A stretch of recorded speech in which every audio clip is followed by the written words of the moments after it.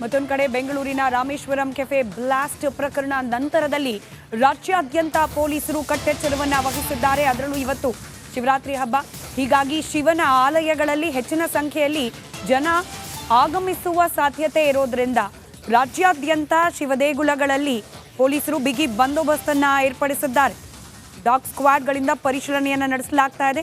ವಿಶೇಷವಾಗಿ ಬಾಗಲಕೋಟೆ ನಗರದ ಎಲ್ಲ ಶಿವ ದೇಗುಲಗಳಲ್ಲೂ ಕೂಡ ಸರ್ಚಿಂಗ್ ನಡೆಸಲಾಗ್ತಾ ಇದೆ. ದೃಶ್ಯದಲ್ಲಿ ಗಮನಿಸ್ತಾ ಇದ್ದೀರಿ, ಡಾಗ್ ಸ್ಕ್ವಾಡ್ಗಳಿಂದ ಭದ್ರತಾ ವ್ಯವಸ್ಥೆ ಹಾಗೆ ಅನುಮಾನಾಸ್ಪದ ವಸ್ತುಗಳ ಬಗ್ಗೆ ಪರಿಶೀಲನೆಯನ್ನ ತಪಾಸಣೆಯನ್ನ ನಡೆಸಲಾಗ್ತಾ ಇರೋದು. ಬಾಗಲಕೋಟೆ ಭಾಗದ ಬಹುತೇಕ ಎಲ್ಲ ಶಿವನ ದೇವಸ್ಥಾನಗಳಲ್ಲೂ ಕೂಡ ಪೊಲೀಸ್ ಭದ್ರತೆಯನ್ನ ಬಿಗಿಗೊಳಿಸಲಾಗಿದೆ.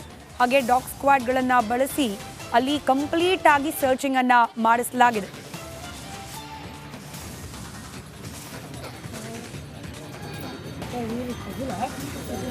Hey.